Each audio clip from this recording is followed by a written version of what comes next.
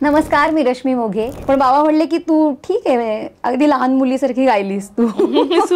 Old is gold. रीचही चांगला आहे दोन्हीकडे. गाण्यामुळे लोक ओळखतात आणि ब्रँडमुळे पण ओळखतात, त्यामुळे both the things go hand in hand. म्हणजे रील्स वाईट आहेत आणि जुनं कॅसेट मधलं गाणं ऐकणं चांगलं आहे असं तुम्ही नाहीच करू शकत. कन्सिस्टन्सी आणि हार्डवर्क ह्याला ऑप्शनच नाही. बरोबर. म्हणजे you have to have that. आणि तुमच्यात जर का ते पॅशन असेल ना तरच ते होऊ शकतं. ओढून ताणून असं काही नाही होऊ शकत. Any performing art is audio visual treat. ती 200 रुपयाची साडी असेल पण ती तुम्ही जर का भारी कॅरी केली किंवा छान स्टाईल केली तर you can make it look like it's worth 20,000. प्रत्येक माणूस, प्रत्येक आर्टिस्ट जो एंट्री घेत होता तो येताना असाच येत होता.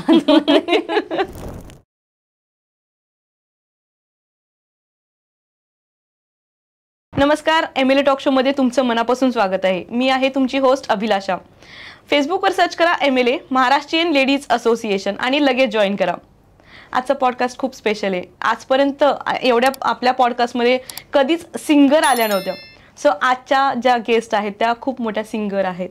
सो जिच्या सुराने तुमचं मन शांत होईल, जिच्या शब्दात तुमची स्वतःची वाट सापडेल, जिचं गाणं हे त्यांच्यासाठी एक साधना आहे आणि स्टेज हे त्यांच्यासाठी मंदिर आहे. सो पण आत्ता त्यांनी एक गाण्यासोबत त्यांचा एक नवीन प्लॅन बी स्टार्ट केलाय, जो आहे फॅशन ब्रँडमध्ये चालू केलाय. तो स्टाईल नाही तर त्यात पण एक वेगळी कला आहे. तर त्यांच्याच तोंडून आपण एक त्यांची जर्नी ऐकूया. आणि रश्मी मॅम, तुमचं मनापासून स्वागत आहे या टॉक शो मध्ये. Thank you so much. मॅम, कसं वाटतं तुम्हाला येऊन? खूपच मस्त वाटतंय. आणि एवढ्या शॉर्ट नोटीसवर, म्हणजे काल कनेक्ट केल्यानंतर खूपच इम्प्रॉम्प्टू ठरला हा प्लॅन. येस. पण द कनेक्ट इज सच की असं वाटतंय की पहिल्यांदा नाही भेटलोय आपण. आणि मला अजून जास्त आनंद झाला जेव्हा तुम्ही सांगितलं की मी एमएलए ची मेंबर आहे. आणि मी त्यानंतर बघितलं की सूर नवा ध्यास नवाचे व्हिडिओज म्हणा, बाकीचे व्हिडिओज पाहिले. ऍक्च्युली ना हे सगळे जे ग्रुप्स आहेत ना सोशल मीडियावरती, they have been a very motivating factor, specially lockdown मध्ये लोकांना एकत्र ठेवण्यासाठी किंवा त्यांच्याबरोबर कनेक्ट तो मेंटेन करण्यासाठी ना ह्या ग्रुपनी खूप मदत केली आहे. So yes, I have been a member since long. आणि मी बऱ्याच वेळा आय थिंक गाणी वगैरे पण पोस्ट केली आहेत आपल्या ग्रुप. हो बरेच. सो लॉकडाऊन मध्ये तुमचं गाणं आमच्यासाठी पर्वणी होती. सो संगीताचा प्रवास लहानपणीपासून सुरुवात झाला असेल तर सर्वात पहिल्यांदा कधी स्टेजवर पाय ठेवला? सो मी 5 वर्षाची असल्यापासून गाणं शिकते. ऑफकोर्स माझ्या आई वडिलांमुळेच हे शक्य झालं की त्यांनी आयडेंटिफाय केलं की मला आवड आहे गाण्याची. पहिला परफॉर्मन्स मी पहिलीत असताना गणेशोत्सवात जे कार्यक्रम असतात तेव्हा माझं एक गाणं ठेवलं होतं एका ऑर्गनायझरनी. पण ते नेमकं ठेवलं तर रात्री, म्हणजे भैरवी गाणार होते मी त्या कार्यक्रमात आणि ते शेवटचं गाणं होतं. आणि ऑलमोस्ट आता गणेशोत्सवातले कार्यक्रम थोडेसे लेट सुरू होतात, लोक जेवण करून येतात आणि मग तो कार्यक्रम वगैरे. सो ऑलमोस्ट 11, 11:30 वगैरे वाजले होते. आणि बाय द टाइम माझा नंबर आला मी झोपले पण होते. सो ते इतक्या लहान असल्यापासून सुरू झाला तो प्रवास. पण it has always been a very exciting journey. Super. So आता तुम्ही शास्त्रीय संगीत पण करताय, भजन पण करताय आणि गझल पण फ्युजन मध्ये करताय. सो काय सगळ्यात आवडीचं गोष्ट तुमची जवळची कुठली आहे? सो मी लहानपणापासून क्लासिकलच शिकत आली आहे. त्यामुळे क्लासिकल, सेमी क्लासिकल फॉर्म्स गायला मला समहाऊ जास्त, तो माझा एक कम्फर्ट झोन वाटतो मला. पण जसं जसं तुम्ही मोठे होत जाता, जसं तुम्ही वयाने वाढत जाता, तसं आय थिंक तुम्ही जास्त समजून उमजून गायला लागता. म्हणजे पूर्वी लहानपणी जे तुम्ही फक्त सूर, शब्द, ताल असं जे गात असतात, टिक मार्क करता, तसं आय थिंक अनुभवाने माणूस शहाणा होतो. तसं ते शब्द समजून किंवा ते इमोशन समजून हळूहळू ग्रॅज्युअली गायला जातं. कारण की तुम्ही वेगवेगळ्या फेजेस मधनं जाता लाईफमध्ये, वेगवेगळे टप्पे तुम्ही अनुभवता आणि समृद्ध होत जाता. सो एवढ्यातच मला गझल्स विषयी अजून जास्त प्रेम वाटायला लागले. सुपर. सो तुम्ही जे म्हणलात की गझल विषयी प्रेम वाटले किंवा इमोशन्स म्हणा, सो तुमच्या मते गाणं म्हणजे काय? सूर, ताल का इमोशन्स म्हणजे काय? माझ्यासाठी गाणं इज एक्सप्रेशन आणि ते समोरच्याला भिडणं. जोपर्यंत तुम्ही त्याला तुमचं इमोशन त्याच्यापर्यंत कन्व्हे नाही करत ना, तोपर्यंत ते पोचतच नाही गाणं. म्हणजे एखाद वेळेस ना थोडंसं सुराला इकडे तिकडे झालं तरी चालू शकतं, पण जर का तो भाव तुम्ही एक्झॅक्टली पोचवू शकलात समोरच्याला तर I think that's the credit. त्या गायकाचं ते यश आहे की ते एक्झॅक्टली तुम्ही तुमच्याबरोबर त्या प्रेक्षकांना किंवा त्या ऑडियन्सला तुम्ही तुमच्याबरोबर घेऊन तुम्हाला जाता आलं पाहिजे. बरोबर. You have to be on the same page, की तुम्ही तुमची गायकीच जास्त दाखवायला गेलात किंवा मला कशा ताना मारता येतात, कसे आलापी करता येते, तर पीपल फील डिस्कनेक्टेड काही वेळेला. सो ती मैफिल रंगायला I think the audience and the artist have to be on the same page. So yeah, that is what is the most important thing. Super. किती सुंदर शब्दात सांगितले तुम्ही. सो तुम्ही खूप मोठ्या मोठ्या स्टार समोर तुम्ही परफॉर्मन्स केलाय. सूरनवा ध्यास नवा. त्याच्या आधी काय केलं होतं? म्हणजे आम्हाला जे इन्फॉर्मेशन आहे ते इथपर्यंतच आहे. मी ऍक्च्युली संगीत नाटकांमध्ये काम केलंय. संगीत अवघा रंग एकची झालामध्ये मी लीड रोल करत होते. गौरव रियालिटी शोज तर बरेच केलेले आहेत, वेगवेगळ्या टीव्ही चॅनल्स वरती पण परफॉर्म केलंय. प्रभाकर पणशीकर माझे आजोबा आहेत, त्यामुळे त्यांच्यामुळे मी त्या संगीत नाटकात काम केलं. त्यामुळे वेगवेगळे अनुभव आले. म्हणजे लाईव्ह परफॉर्मन्समध्ये जी मजा आहे आय थिंक ती अनुभवायला मिळाली मला वेगवेगळ्या मार्गांथ्रू. येस. आणि जेव्हा तुम्ही रियालिटी शो बद्दल बोलतायत आणि सूरनवा ध्यास नवा हा एक रियालिटी शोच होता, सो त्यामध्ये परफॉर्मन्स करताना तुम्हाला कसं वाटलं? रियालिटी शोमुळे त्याचं एक बेनिफिट असं आहे की यू गेट फेस व्हॅल्यू. बरोबर. म्हणजे लिमिटेड पिरियड साठी का होईना पण पीपल स्टार्ट नोईंग यू. लोक तुम्हाला ओळखायला लागतात आणि रीच तुमचा वाढतो. बरं, ती स्पर्धा असते त्यामुळे तिथे जास्त काटेकोर पद्धतीने तुमचं गाण्याचं सगळं ॲनलाइज केलं जातं. त्यामुळे तुम्ही परफेक्शनकडे जास्त तुमची वाटचाल होते की अजून परफेक्ट कसं मी गाजू. सिमिलरली ते at the same time it is very tiring आणि एक्झॉस्टिंग, कारण की ते शूटिंग आवर्स इतके विचित्र असतात. एका दिवसात 3 एपिसोड शूट करायचे असतात. त्यामुळे मग मध्यरात्री 3 वाजताही तुम्हाला गायला लावू शकतात आणि you have to give your best. Okay. So I think तिथे ज्याची हेल्थ चांगली आहे, ज्याचा पेशन्स खूप चांगला आहे, त्याचा स्कोपही खूप चांगला आहे जास्त. सो रियालिटी शोज इज म्हणजे प्रत्येक गोष्टीचे प्रोज अँड कॉन्स आहेत. तसंच it's the same with reality shows. So जेव्हा तुम्ही ही जर्नी सगळी तुम्ही अनुभवताय, सूरनवा ध्यास नवाच्या अजून एक पार्ट म्हणता येईल की ज्यामध्ये तुम्हाला फक्त गायन नाही तर तुमची एक ओव्हरऑल पर्सनॅलिटी ग्रूम होताना दिसतीये. सो गायक ॲज अ पर्सनॅलिटी म्हणजे ग्रूम पर्सनॅलिटी, सो त्यामध्ये तुमच्या पर्सनॅलिटीमध्ये काही डिफरन्स झाला तिथं म्हणजे शो करताना किंवा रियालिटी समोर कॅमेरा फेस करताना? ऍक्च्युली आता काय आहे ना की रियालिटी शोज किंवा any performing art is audio visual treat ना, त्यामुळे तुम्ही it has to be a package. You have to look good. तुमचा makeup has to be in place. तुमचे कॉस्ट्युम्स, केस सगळं ते चॅनलवाले लोक ठरवतात.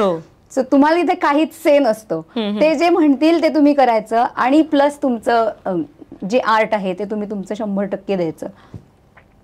असा तो सगळा प्रवास असतो. आणि जितकं जास्त तुम्ही काय म्हणतो की एक्सप्लोअर करू शकाल स्वतःबद्दलच, की आता मी जर का स्वतःला रेस्ट्रिक्ट केलं की फक्त क्लासिकल सेमी क्लासिकलच गायचं तर त्याचा ऑडियन्स थोडा लिमिट होतो. बरोबर. पण स्पर्धांमध्ये तुम्ही एक्सपेरिमेंट करू शकता की अजून वेगवेगळे, कारण त्यांचे थीम्स असतात की ही राऊंड आहे, आता फोकचा राऊंड आहे. तर सूरनवाच्या निमित्ताने मला अजून एक असं जाणवलं, मी भारूड गायले होते सूरनवामध्ये आणि ते बरंच पॉप्युलर झालं होतं. मग ही स्टाईल मी अदरवाईज कधी एक्सप्लोअर केली नसती की मी भारूड गाऊ शकते की नाही. सो हे असं तुम्हाला स्वतःविषयी पण अनेक गोष्टी उलगडत जातात.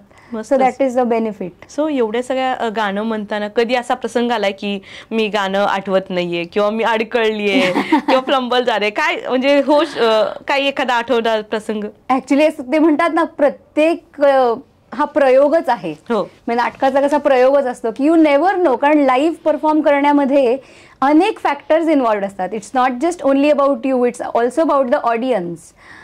एकदा मला आठवतंय, आम्ही नाटकाचा प्रयोग होता कोकणात. एक तर कोकणात खूप रात्री उशिरा नाटकं सुरू होतात, म्हणजे 11-11:30 वाजता वगैरे प्रयोग सुरू झाला. पाऊस होता आणि प्रचंड ते मोठं एक पटांगण होतं जिथे तो कार्यक्रम, जिथे नाटकाचा प्रयोग होणार होता. आणि ते जे स्टेज त्यांनी बांधलं होतं ते असे फळ्यांचं बांधलं होतं. आणि आमचा जो सेट लागला होता त्याचं जे मेन डोअर होतं जिथून प्रत्येक आर्टिस्ट एंट्री येणार होता, त्याच्या पहिलीच जी फळी होती ती खाली जात होती. अरे बाप. तेव्हा प्रत्येक माणूस, प्रत्येक आर्टिस्ट जो एंट्री घेत होता तो येताना असाच येत होता. So it was very funny. किंवा एकदा एका गाण्याच्या कार्यक्रमात दम मारो दम हे गाणं गायचं होतं मला. आणि तेव्हा कॅसेटवरती ती गाणी ऐकून बसवायचे मी, कारण तेव्हा असं एवढं सोशल मीडिया युट्यूब वगैरे काही नव्हतं. तर मी जी कॅसेट ऐकली होती त्याच्यामध्ये एकच कडवं होतं त्या गाण्याचं. सो आय थॉट की एकाच कडव्याचं गाणं आहे. म्हणजे स्टुपिड होतं असं वाटणं खरं तर, पण तरी मी बसवून गेले आणि स्टेजवरती मी गातीये आणि म्युझिशियन्स सगळे दुसरा पीस वाजवायला लागले, दुसऱ्या कडव्याच्या आधीचा पीस. आणि मी मागे वळून पाहिलं, म्हटलं की अरे संपलंय, म्हणजे पुढचे शब्द नाहीयेत आता माझ्याकडे. मग ते म्हणले परत पहिलंच म्हण. सो परत पहिलंच कडवं म्हणलं आणि मग त्या गाण्याला वन्स मोर आला आणि परत तेच कडवं. तीनदा ते एकच कडवं म्हणलं. पण you have to have presence of your mind, म्हणजे अलर्ट राहायला लागतं, कारण म्हणजे कुठलीही सिच्युएशन आली तरी तुम्ही सांभाळूनच घ्यायची आहे, असा तो सीन असतो. सुपर. या सगळ्या गोष्टी करताना असं शब्बाशकीची थाप पहिल्यांदा कधी मिळाली ती?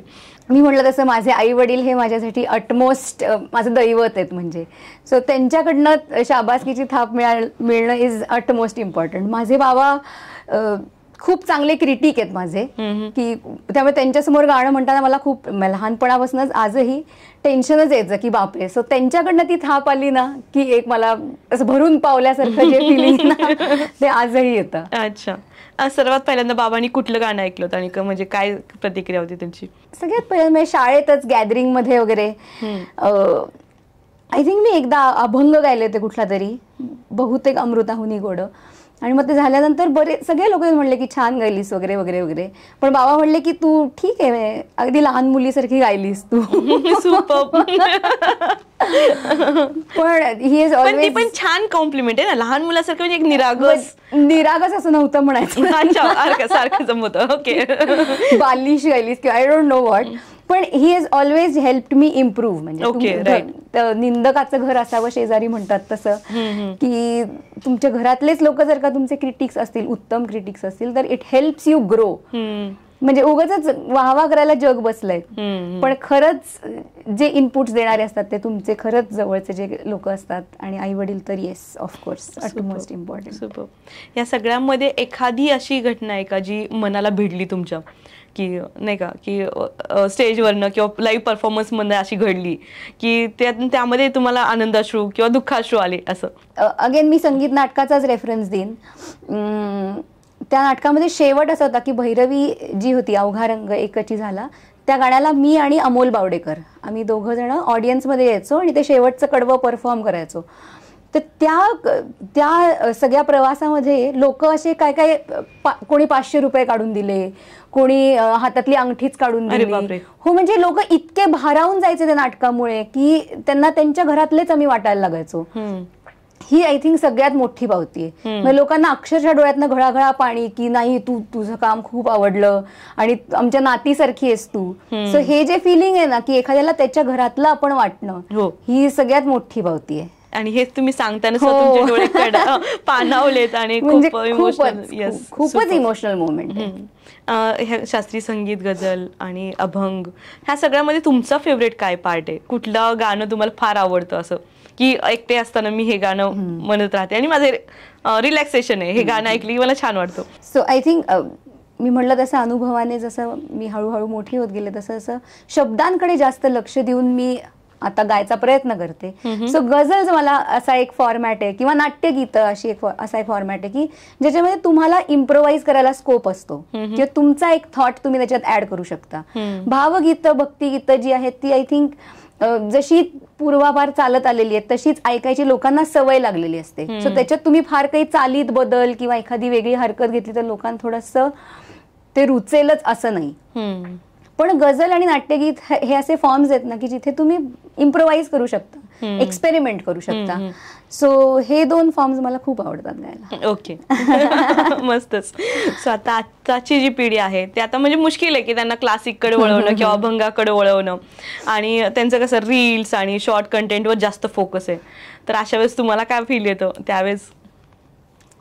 मी काही फार मोठी नाही असं काही सल्ला वगैरे द्यायला. सल्ला नाही, पण तुम्हाला असं वाटतं ना, वाईट वाटतं का म्हणजे की अरे ह्यांना थोडंसं क्लासिकचं पण नॉलेज असलं पाहिजे? नाही, ऍक्च्युली कसं आहे, काळानुरूप बदलायला हवं प्रत्येकाला.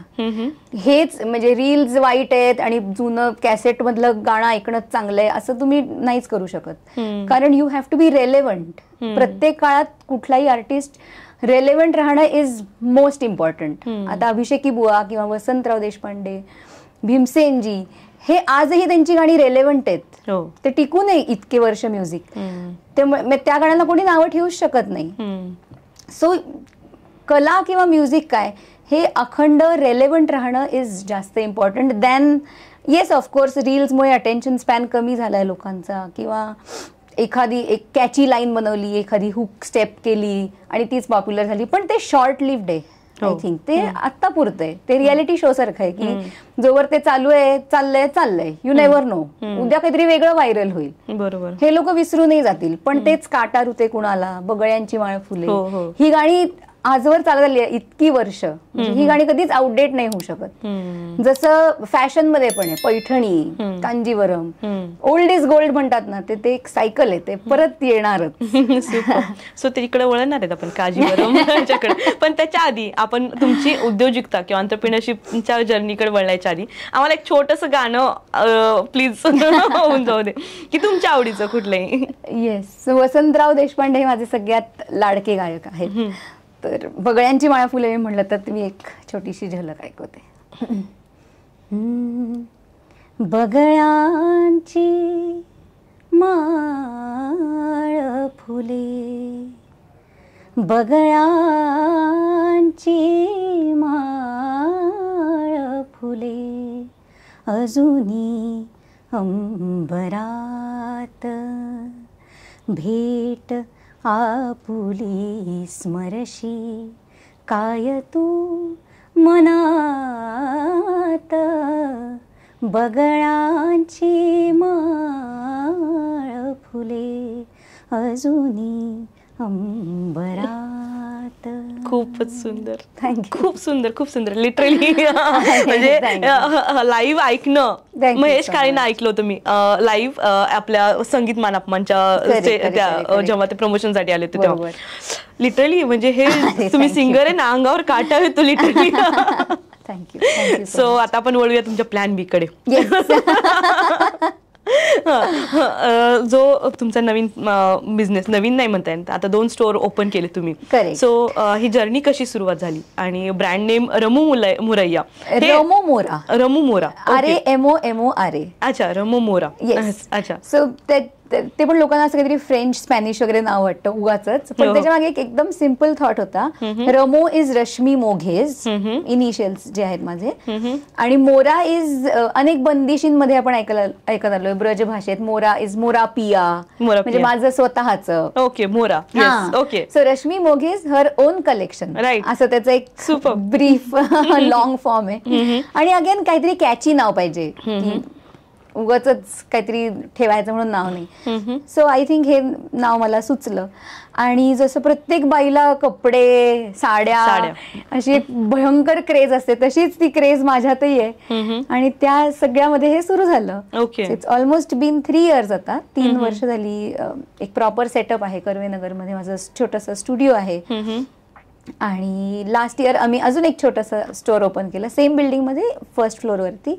त्याला ऑगस्ट मध्ये आता 1 वर्ष होईल. So yes, we are growing. Super. So त्यामध्ये कुठले कुठले क्लोथ्स अवेलेबल, म्हणजे साडीज तर आहेच, कांजीवरम, तुम्ही सिल्क वगैरे साडींचं, म्हणजे आता हे मोठ्या साडींची नावं घेतले तर त्यासोबत मग ड्रेस मटेरियल किंवा असं बाकी पण घेतलंय का? नाही. So the focus is basically फक्त साड्या. Okay, only sarees. ओके. चालू करण्यामागचा थॉट असा होता की ऑल ओव्हर इंडिया जे वेगवेगळे स्टेट स्पेसिफिक असे प्रॉडक्ट्स आहेत, प्रत्येक स्टेटची एक स्पेशालिटी आहे. की वेस्ट बेंगॉलची स्पेशालिटी आहे, भागलपूर साईडचे आहे, साऊथ साईड आहे, नॉर्थ साईड आहे, गुजरात साईड आहे. हे सगळे अंडर 1 रूफ आपण आणू शकतो का, की सगळ्या स्टेट्सची जी स्पेशालिटी आहे ऑल दोज अंडर 1 रूफ. या कॉन्सेप्टनी ते सुरू झालं. मग त्याच्यामध्ये काही वेळेला मी डिझाईन करते, मग ग्रॅज्युअली मी ते पण शिकत गेले.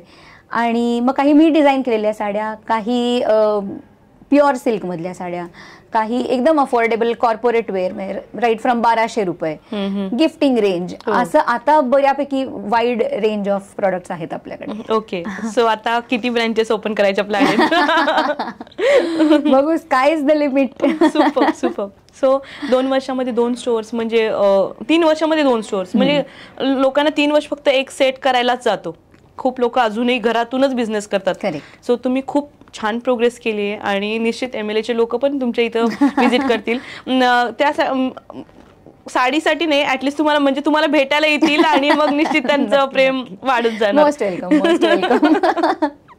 सो जेव्हा तुम्ही परफॉर्मन्स करता तेव्हा तुम्ही तुमचा साडी ब्रँड वापरता का?